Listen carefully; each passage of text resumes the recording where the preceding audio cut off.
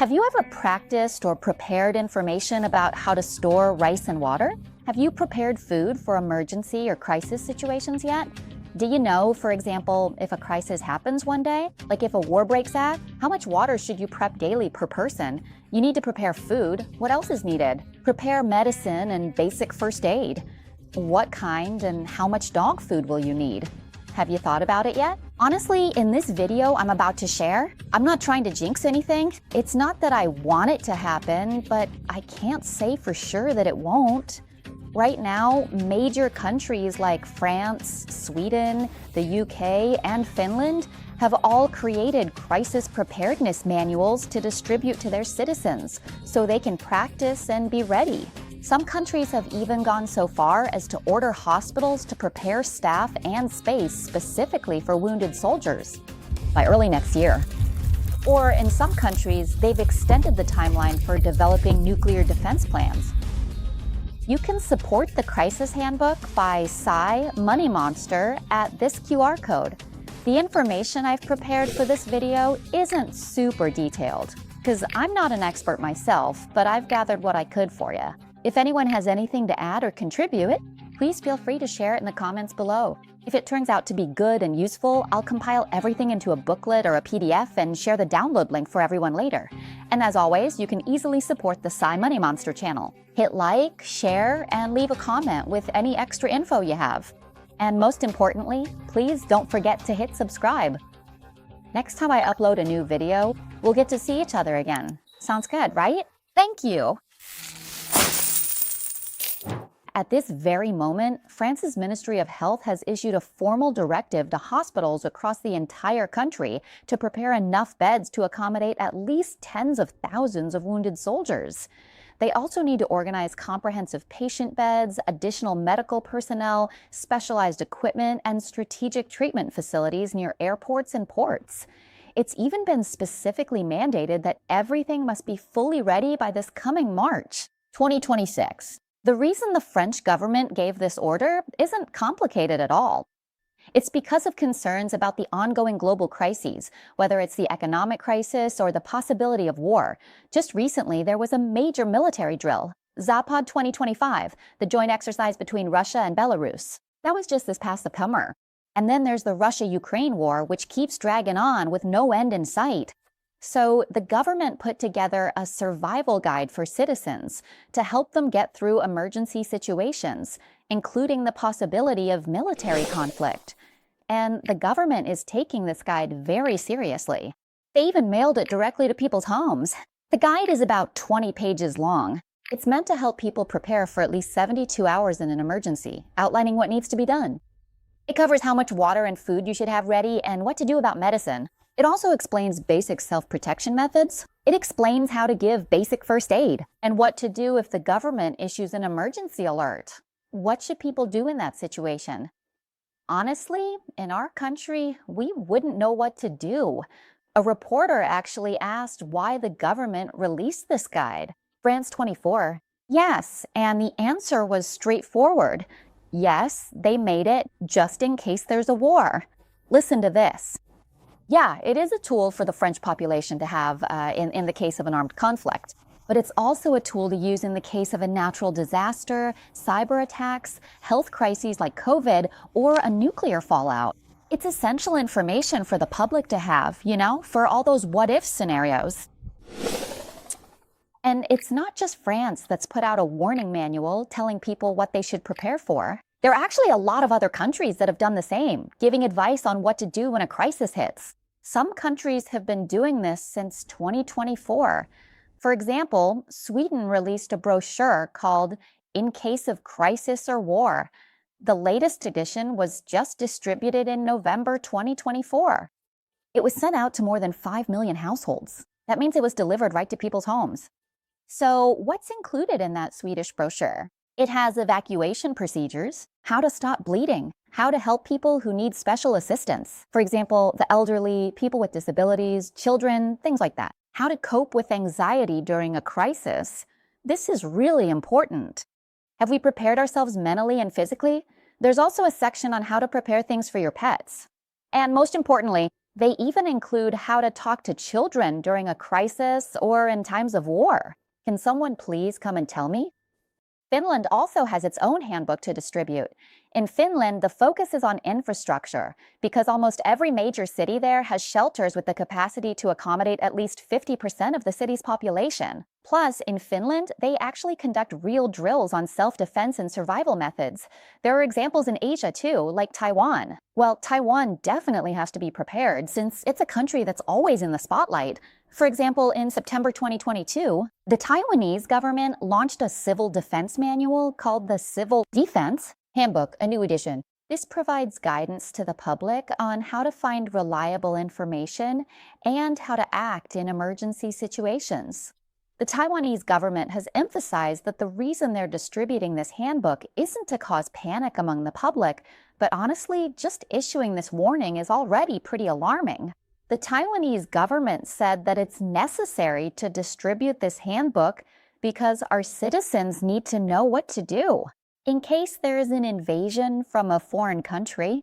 People in Taiwan who received the handbook were probably like, well, honestly, at first I wasn't going to panic, but I started to worry when the government warned us and explained the reasons. Just teasing. As for Japan, the Japanese government also issued a basic policy regarding the construction of underground shelters for cases of armed attacks, so that people know what to do and how to act, where they should run to and where they should stay, in case a severe attack happens. Oh, and this is what a Japanese underground shelter looks like. And this is what a Swiss bomb shelter looks like. I once made a video about investing in survival. You can click the link to watch that video. In that video, I actually talk about which billionaires around the world have already built underground shelters. And those underground shelters for taking cover, what do they actually look like? Who has built them and how much do they cost? What does it look like inside? And what's it like to actually live there? You can check all that out in the video. As for me, Sai, the one telling y'all this right now, what I'm feeling is like, is war really coming or not? I mean, I am worried, but not to the point where I still don't really know anything yet. Let's continue about how to prepare for emergency situations. Since my channel is Sai Money Monster, which is a finance channel, so preparing for emergencies isn't just about food, first aid, or equipment, how to find shelter, how to evacuate, how to prepare your finances. This is something you need to prepare for as well. In fact, major countries have already started warning their citizens about how to manage and prepare their finances in case of emergencies. Earlier this October, the National Bank of Denmark issued a recommendation to all citizens, saying that everyone should be ready to make offline payments if needed. We never know what will happen in an emergency situation. Will our phones still work? Will the bank still be operating? What about mobile banking? Or will there even be an internet connection? This information comes from the Central Bank of Denmark, recommending people keep some cash on hand. But it's not for saving or investing. No, it's not. It's for actual use, like small bills or coins, that sort of thing, so that it's ready to use right away. The Central Bank of Denmark recommends that everyone keep some on hand. 250 DKK per person per day, just to buy water and food. The Central Bank of Denmark also said that, honestly, Denmark's basic financial system isn't having any problems. It's still safe and efficient. But the reason they're warning people to prepare is because there's a possibility that a crisis could happen, like a time when you can't make online payments. So everyone should keep some cash on hand as a backup. And it's not just in Denmark. Sweden's central bank issued a similar warning last year. Wow, Sweden really prepares for a lot of things in advance. This part is the emergency guide section. I've summarized information from several different books that I understand and can explain, and I'll share it with everyone. Let's start with the first category, essential basic supplies. First point, you absolutely can't go without this. You won't survive. Clean drinking water. How should we prepare clean drinking water? Prepare at least 2 to 3 liters per person per day. For example, for 72 hours, that's 3 days, right? So just multiply by the number of people you have. How many people per day, that sort of thing. Food. Let's talk about food. An adult needs to get about 2,000 kilocalories per person per day. So the way we choose to store it, if we say, okay, this is an emergency bag for 72 hours, then we might not need to worry too much about nutrition when storing food. You could pack instant noodles if you want, or you could store canned fish, energy bars, things like that. But I just want to point out, if it's not just 72 hours, if it lasts longer than that, the way you store food will be completely different. You'll need to choose a variety of foods. It's not that we need food just for the sake of taste or enjoyment, but our bodies, human bodies, need a variety of nutrients so we can survive and stay strong enough to get through and endure the crisis. To start with, so don't think that vitamins and minerals aren't necessary. If you're going to stock up on food, canned fruit provides vitamins and frozen vegetables give you minerals. You need to have those. Or you could keep vitamins as supplements instead. That works too because they last a long time. The second important thing is a lot of it, protein. Protein, whether it's grains, different kinds of beans, like mung beans, red beans, soybeans, you should stock up on those. They're the protein your body needs. Or even protein powder, the kind you mix into drinks. Drink it immediately to get the nutrients. Or try protein bars. For a Thai touch, salted beef, salted pork, or salted fish. Stock up on those too. Next, you need carbohydrates for energy, rice and glutinous rice. Get those ready and have a non-electric way to cook them. Instant noodles and things like that should be stocked up too, because you'll need energy to get through daily life. Next up are seasonings. Okay, let's say there's a crisis. Life is already tough during a crisis, but having to eat bland food all the time makes it even worse. Fish sauce, soy sauce, any sauces you like, pack those too. Stock up on these in instant drink mixes. Honestly, life is already hard enough. It shouldn't be. It's hard, you know? We aren't stocking up for luxury, but preparing so we'll at least have something to eat. Who knows, one day we might watch bombs drop, but at least we'll have some good coffee to sip on first. Whatever happens, it's better than nothing. Most importantly, after you have all your supplies ready, especially food, you must plan how to store it. So you need a place to keep it. For example, if your house is big enough and you have a spare room, if you have a dark, cool, or dry room, store your supplies there.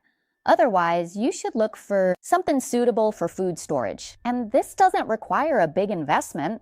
Ziploc bags that can have the oxygen sucked out of them, so you can remove the oxygen like that. With this method, if you store food in the bag and squeeze the oxygen out, it keeps for a long time. You can store them in a container if you prep all your food and get everything ready. But if your storage method is not quite up to par, when you actually need to use it, every bit of that food might have gone bad and spoiled already. Even if you choose to buy dried food, the next category is survival equipment. The basics are a flashlight and batteries. Don't forget extra batteries for your flashlight. Keep some as backup. Your phone, in case your phone still works. Don't forget a power bank, charging cables, or any battery-powered devices. Also, a portable radio. Because if we have a radio, for example, at the very least, if all kinds of systems go down, at least we have a radio so we can still communicate with the outside world. Don't forget to pick up a battery-powered radio because we have to remember there might not be any electricity. Prepare for the possibility that the power grid is down, cell service might be unavailable, and the internet may also fail as well. And like I mentioned before, don't forget to prepare. Cash Dad is easy to use for spending, like coins and small bills, the kind you can use right away. We'll need to buy food and water from others, so we still have cash. It's not like today where we only use online payments, which might not work. Next, let's cover health and medicine. Your prescription meds. Take any regular meds? If you get migraines or allergies, keep them ready. Stock up on household basics too. Items like paracetamol, first aid supplies, alcohol, antiseptic, and bandages. Keep them handy. Always be prepared. Quality surgical or dust masks, keep them ready too. Next are gloves and hand sanitizer. You can keep them all together in the same box. The next category is important documents. These are absolutely essential. Don't ever forget copies of your ID card. You never know when you might be asked for verification. Your passport and a copy of your passport, your bank book. Make sure you prepare and store them carefully. We never know when a crisis might happen or if the bank will still be there when it does. But keep proof that you have assets or money there. Next, a list of emergency phone numbers, like relatives' numbers. These days, we keep them in our phones and can't really remember them, but write them down just in case your phone doesn't work. You might still be able to use someone else's phone. Also, write down numbers for government agencies and hospitals. Next, water again in the important documents category, petty cash. In an emergency, there might not be internet, there might not be electricity, and you might not be able to use mobile banking. So prepare some petty cash to use for expenses. And another category, additional emergency supplies, raincoat, large umbrellas, emergency blankets. On days when there's no electricity, don't assume the weather will always be hot. It can get cold too, and if you don't have a blanket that day, it's tougher than a pillow. You can always find a headrest. But next is a multi-purpose folding knife. I'm not saying you need it, just for self-block. But we use knives for everything. A multi-purpose knife, a kit for your tools. Having multi-purpose tools is important. Everyday items, personal items like soap, sanitary pads, a toothbrush, and toothpaste. Since we're prepared, we prepared everything in advance, including the paper. Please have tissues and pet food ready. This also includes pet medication if you absolutely have to take your dog with you. Also, make sure to prepare food and water for your pet. Some people might think the information I'm sharing today is pointless, and that's totally fine. It's everyone's right to think that. But honestly, no one really knows if a crisis will actually happen, right? Or how it might look, a simple economic crisis or a full-scale war? Or how severe could it actually get? Nobody knows. But I can say, when a situation like that happens and people are unprepared, when the crisis actually hits, they become hopeless, and then they act out, doing whatever makes them feel even more hopeless. For example, you really shouldn't wait until your pantry is completely empty. Whenever the crisis arrives, there is no need to wait until your life has to completely go through. One of the laws accord. Having to rely on government food handouts during the education sector would be very difficult. And even if you are prepared, here's another point. Don't store all your food in one place, because it might just happen. You might get your food confiscated under martial law orders. On that day, food will be worth more than gold. Store it in different places, just like diversifying your assets, like spreading investment risk.